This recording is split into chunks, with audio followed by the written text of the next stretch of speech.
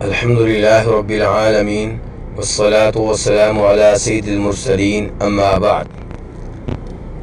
نکاح شادی نبی علیہ الصلاۃ والسلام کی سنت ہے۔ شریعت نے شادی کرنے کی ترغیب دی ہے۔ اس سلسلے میں ہمیں بہت سی آیات اور بہت سی احادیث ملتی ہیں۔ چنانچہ اللہ تبارک و تعالی قرآن پاک میں فرماتے ہیں سورہ روم میں، وَمِنْ آيَاتِهِ أَنْ خَلَقَ لَكُم مِّنْ أَنفُسِكُمْ أَزْوَاجًا لِتَسْكُنُوا إِلَيْهَا وَجَعَلَ بَيْنَكُم مَّوَدَّةً وَرَحْمَةً إِنَّ فِي ذَلِكَ لَآيَاتٍ لِقَوْمٍ يَتَفَكَّرُونَ کہ اللہ کی نشانیوں میں سے ایک نشانی یہ بھی ہے کہ اللہ نے تمہارے لیے تم ہی میں سے بیویاں پیدا کی جن سے تمہیں سکون ملتا ہے، اور اللہ نے تمہارے اور تمہاری بیویوں کے درمیان محبت ڈال دی، الفت ڈال دی۔ اس میں ان لوگوں کے لیے نشانیاں ہیں جو اللہ تبارک و تعالیٰ کی ان نشانیوں پہ غور و فکر کرتے ہیں۔ امام بخاری رحمہ اللہ جناب انس بن مالک سے روایت کرتے ہیں کہ نبی علیہ الصلوۃ والسلام کے 3 صحابیوں نے یہ عزم کیا تھا کہ ہم اللہ کی بہت زیادہ عبادت کیا کریں گے۔ چنانچہ ان میں سے ایک نے یہ کہا تھا کہ میں کبھی بھی شادی نہیں کروں گا۔ صحابی کا مقصد یہ تھا کہ شادی نہیں کروں گا اور اللہ کی عبادت میں مصروف و مشغول رہا کروں گا۔ تو نبی علیہ الصلوۃ والسلام کو اپنے اس صحابی کے ان عزائم کا جب پتہ چلا تو آپ اس پہ شدید ناراض ہوئے، اور آپ نے فرمایا کہ اما واللہ انی لاخشاکم للہ واتقاکم لہ، کہ میں اللہ کی قسم اٹھا کے کہتا ہوں کہ میں تم میں سے سب سے زیادہ اللہ سے ڈرنے والا ہوں اور تم میں سے سب سے زیادہ متقی اور پرہیزگار ہوں۔ اس کے باوجود میں روزے بھی رکھتا ہوں اور ناغہ بھی کر لیتا ہوں، یعنی کہ نفلی روزے بھی رکھتا ہوں اور نفلی روزوں میں ناغہ بھی کر لیتا ہوں۔ میں رات کو نماز بھی پڑھتا ہوں، رات کو نیند بھی پوری کرتا ہوں۔ میں نے کئی عورتوں سے شادیاں کر رکھی ہیں، تو جو میرے طریقے سے اعراض کرے گا وہ مجھ میں سے نہیں ہے۔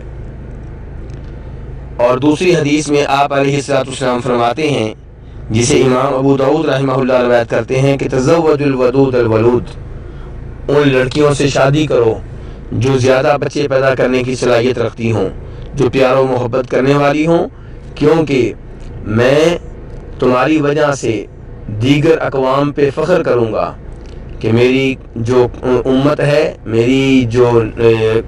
ہے وہ سب سے زیادہ ہے اور ہم تعداد میں بہت زیادہ ہیں۔ ایک اور حدیث میں آپ فرماتے ہیں کہ اے نوجوانوں، تم میں سے جو شادی کرنے کی طاقت رکھتا ہے فلیتزوج، وہ شادی کرے۔ آپ فرماتے ہیں کیونکہ شادی کرنے سے انسان کی نگاہیں جھک جاتی ہیں اور شرمگاہ محفوظ ہو جاتی ہے، اور فرمایا جو شادی کرنے کی طاقت نہیں رکھتا وہ روزے رکھے، کیونکہ روزوں سے شہوت جو ہے وہ ٹوٹ جاتی ہے، کم ہو جاتی ہے۔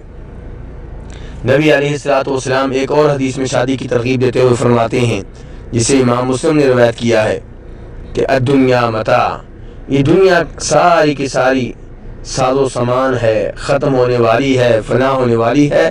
وخیر متاع الدنیا المرأة الصالحہ، دنیا کے ساز و سامان میں بہترین چیز جو ہے وہ نیک بیگم ہے۔ ان تمام احادیث سے یہ معلوم ہوا کہ مرد حضرات کو چاہیے کہ وہ شادی کریں، شادی کرنے کی کوشش کریں، شادی کے جو اسباب اور وسائل ہیں انہیں بروئے کار لائیں۔ یہاں یہ بات ذہن میں رہے کہ لڑکے کو کوشش کرنی چاہیے کہ شادی کے لیے جو اسے لڑکی ملے وہ نیک ہو، اس کے ساتھ ساتھ اگر وہ خوبصورت بھی ہے تو اچھی بات ہے، دیگر خوبیاں بھی ہیں تو بہت ہی عمدہ بات ہے، لیکن دین کا ہونا بہت ضروری ہے۔ آپ علیہ الصلوۃ والسلام فرماتے ہیں تنکح المرأة لأربع، کسی بھی لڑکی سے 4 وجہ سے شادی کی جاتی ہے۔ اس وجہ سے کہ وہ خوبصورت ہے، یا اس وجہ سے کہ وہ مالدار ہے، یا اس وجہ سے کہ حسب و نسب والی ہے، یعنی کہ اس کا خاندان بہت اعلیٰ ہے، یا اس وجہ سے کہ وہ بہت خوبصورت ہے۔ آپ اپنے صحابی سے کہتے ہیں فظفر بذات الدین تریبت یداک، تم اس لڑکی سے شادی کرو جس میں دین کی خوبیاں ہوں، تب تمہیں کامیابی ملے گی۔ اور آپ علیہ الصلوۃ والسلام ایک اور حدیث میں فرماتے ہیں، جسے امام ترمذی نے روایت کیا ہے، کہ جب تمہارے پاس کوئی ایسا لڑکا آئے جس کا دین تمہیں پسند ہو، جس کا اخلاق تمہیں پسند ہو، تو اسے رشتہ دے دو۔ اگر تم یہ کام نہیں کرو گے تو زمین میں فتنہ ہوگا، فساد ہوگا۔ تو اس سے پتہ چلا کہ لڑکی کا جو ولی ہے، لڑکی کا جو والد ہے، لڑکی کے جو رشتہ دار ہیں، انہیں بھی یہ کوشش کرنی چاہیے کہ وہ اپنی لڑکی کا رشتہ ایسے لڑکے سے کریں جس میں دین ہو، جو عمدہ اخلاق کا مالک ہو، کیونکہ نکاح پوری زندگی کا سفر ہے، اور اگر میاں بیوی میں سے کوئی ایک نافرمان ہوگا، اللہ رب العزت کے دین سے اعراض کرنے والا ہوگا، تو نباہ مشکل ہو جائے گا، یا پھر وہ نباہ خیر کے اوپر نہیں ہوگا بلکہ برائی پہ ہوگا۔ اس لیے یہ کوشش کی جائے کہ جہاں آپ رشتہ کر رہے ہیں، جہاں آپ رشتہ دے رہے ہیں، وہاں پہ دین ہو، دین کو ترجیح دینی چاہیے۔ نکاح میں دیکھا گیا ہے کہ بہت سی برائیاں مسلمانوں میں در آئی ہیں، مسلمانوں میں بہت سی ایسی برائیاں آ چکی ہیں جن سے بچنا ضروری ہے۔ شادی کے موقع پہ، نکاح کے موقع پہ کئی ایسے کام کیے جاتے ہیں جن میں عیسائیوں اور ہندوؤں سے مشابہت ہے، جبکہ ان سے دور رہنا چاہیے۔ ان امور میں سے ایک جہیز کا مطالبہ کرنا ہے۔ اگر لڑکی کا والد اپنی طاقت کے مطابق اپنی بیٹی کو کچھ سامان دیتا ہے تو انشاءاللہ اس میں کوئی حرج نہیں ہے، لیکن جہیز کا مطالبہ کرنا، گاڑی کا مطالبہ کرنا، موٹر سائیکل کا مطالبہ کرنا، پلاٹ کا مطالبہ کرنا، یہ چیزیں ہندوؤں سے لی گئی ہیں اور خلاف شریعت ہیں۔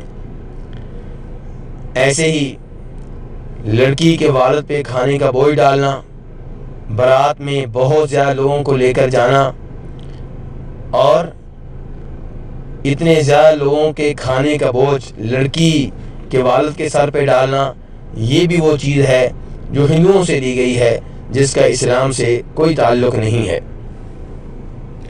ایسے ہی شادی بیاہ کے موقع پہ لوگ سونا پہنتے ہیں، مرد حضرات سونا پہنتے ہیں، یہ خلاف شریعت ہے۔ مرد حضرات ریشم کا لباس پہنتے ہیں، یہ خلاف شریعت ہے۔ ان چیزوں سے دور رہنا چاہیے۔ دوسری طرف لڑکیاں نکاح کے موقع پہ، شادی کے موقع پہ جب زینت کا اہتمام کرتی ہیں تو ابرو بناتی ہیں، پلکیں بناتی ہیں، جبکہ یہ ایسا عمل ہے جس پہ شریعت میں لعنت آئی ہے۔ اس عمل سے دور رہنا چاہیے۔ ایسے ہی شادی وغیرہ کے موقع پہ عورتیں میک اپ کے لیے دیگر عورتوں کے پاس جاتی ہیں۔ اس میں خطرناک بات یہ ہے کہ یہ عورتیں وہاں پہ شریعت کی طرف سے بتائے گئے پردے کا اہتمام نہیں کرتی، بلکہ یہ سوچ کر کہ ہمیں تیار کرنے والی عورتیں ہیں اور شادی کا موقع ہے، اپنے جسم کی کئی وہ چیزیں ظاہر کر بیٹھتی ہیں جو عورتوں کے سامنے ظاہر کرنا جائز نہیں ہے۔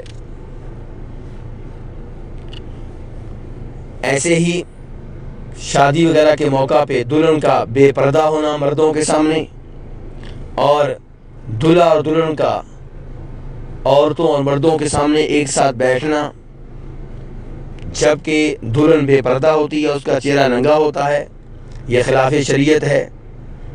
شادی وغیرہ کے موقع پہ رقص وغیرہ یہ چیزیں خلاف شریعت ہیں۔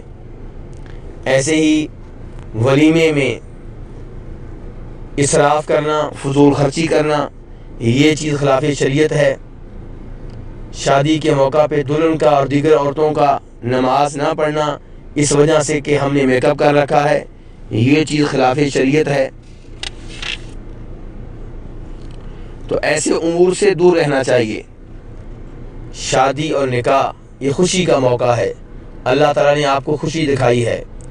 لڑکی لڑکے کے والدین اللہ کا شکر ادا کریں کہ اللہ نے ہمارے بچوں کو ہماری زندگی میں جوان کیا اور اس قابل بنایا کہ آج وہ شادی کر رہے ہیں، اور پھر یہ کہ اللہ تبارک و تعالی نے ان کا جوڑا بھی بنا دیا، لڑکی کو مناسب لڑکا دے دیا، لڑکے کو مناسب لڑکی دے دی، جہاں پہ نکاح ہو رہا ہے۔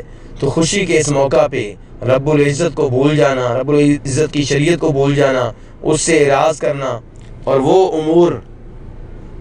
ان امور کا ارتکاب کرنا جو خلاف شریعت ہیں، یہ کوئی عقل مندی نہیں ہے۔ یہاں میں یہ بھی بیان کرنا چاہوں گا کہ خاوند کے بیوی کے اوپر کئی ایک حقوق ہیں، ان میں سے ایک یہ ہے کہ اس کی اطاعت کرے، اس کی بات مانے، الا یہ کہ اس کا کوئی آرڈر شریعت کے خلاف ہو تو وہ نہیں ماننا چاہیے۔ ایسے ہی لڑکے کے لڑکی کے اوپر جو حقوق ہیں ان میں سے ایک یہ ہے کہ لڑکی اپنے گھر میں ٹک کر بیٹھی رہے اور خاوند کی اجازت کے بغیر گھر سے باہر نہ نکلے۔ تیسرے نمبر پہ جب کبھی خاوند بیگم سے تعلقات قائم کرنا چاہے تو بیگم اس میں رکاوٹ نہ بنے۔ چوتھے نمبر پہ بیگم کا یہ فرض ہے کہ اپنے گھر میں، خاوند کے گھر میں کسی ایسے آدمی کو داخل نہ ہونے دے جس کے داخلے کو خاوند ناپسند کرتا ہے۔ خاوند کی اجازت کے بغیر نفلی روزے نہ رکھے، اس کے مال میں سے کوئی چیز اس کی اجازت کے بغیر خرچ نہ کرے، اپنے خاوند کی، اپنی اولاد کی خدمت کرے، خاوند کی عزت کا خیال رکھے اور خاوند کا وقتاً فوقتاً شکریہ ادا کرتی رہے، ناشکری سے اجتناب کرے، خاوند کے لیے زینت کا اہتمام کرے، اچھا لباس پہنے، اپنا غسل وغیرہ کرتی رہے، اس کے جسم سے بدبو نہ آتی ہو، اور اگر خاوند کے حالات اچھے نہ ہوں تو خاوند کی طرف سے جو خرچہ ملتا ہے اسی پہ اکتفا کرے، اور خاوند کے والدین کے ساتھ اچھا سلوک کرے، کسی شرعی عذر کے بغیر طلاق کا مطالبہ نہ کرے۔ ایسے ہی بیوی کے خاوند کے اوپر حقوق ہیں۔ خاوند کو چاہیے کہ اپنی بیگم سے اچھے تعلقات رکھے، حسن اخلاق سے پیش آئے، اسے خرچہ دے، اس کا لباس اس کے ذمہ ہے، اس کی رہائش اس کے ذمہ ہے۔ ایسے ہی بیوی کے دیگر بھی بہت سے حقوق ہیں، وہ بھی خاوند کو چاہیے کہ ادا کرے۔ نبی علیہ السلام کی سیرت ہے کہ آپ اپنی بیگمات کے ساتھ بہت اچھا سلوک کرتے تھے اور ان سے پیار و محبت کرتے تھے۔ اگر ان میں سے کوئی چھوٹی عمر کی ہوتی تو آپ اس چیز کا بھی خیال کرتے، رات کو ان کے ساتھ گفتگو کرتے، ان کی باتیں سنتے۔ تو یہ بیوی کے خاوند کے اوپر حقوق ہیں جن کا خیال رکھنا چاہیے۔ خاوند کو چاہیے کہ اپنی بیگم کو دینی امور سکھاتا رہے، اور اگر کبھی بیگم سے کوئی غلطی ہو جائے تو اعراض کرے، اور یاد رکھے کہ وہ انسان ہے اور اس سے کبھی غلطی ہو سکتی ہے، اس کی اچھائیوں کی طرف دیکھے۔ اگر کبھی کسی بات پہ بیگم کی ہلکی پھلکی پٹائی کرنی پڑ جائے تو اس کے چہرے پہ مارنے سے اجتناب کرے، اسے بدصورت نہ کہے، اور جب مارنا ہو ہلکا پھلکا مارے۔ اور اگر کبھی بیگم تنگ کرے، اس کا بائیکاٹ کرنا ہو تو بائیکاٹ کرے، لیکن گھر کے اندر ہی رہے۔ اگر بیگم کبھی اپنے گھر والوں سے ملنے کے لیے جانے کی اجازت مانگے تو اجازت دے دے، اور خاوند کا بھی فرض بنتا ہے کہ بیگم کے لیے اپنے جسم کی صفائی کا اہتمام کرے، اس سے سگریٹ وغیرہ کی اور پسینے کی بدبو نہ آتی ہو۔ تو یہ چند ایک باتیں تھیں جن کا تعلق نکاح سے ہے، شادی سے ہے۔ اللہ تبارک تعالیٰ سے دعا ہے کہ ہم سب کو ان حقوق کا خیال رکھنے کی توفیق عنایت فرمائے، اور ہمیں اللہ تعالیٰ اپنی شریعت کی خلاف ورزی سے محفوظ رکھے۔ وصلی اللہ تعالیٰ علی نبی محمد وآلہ وصحبہ اجمعین۔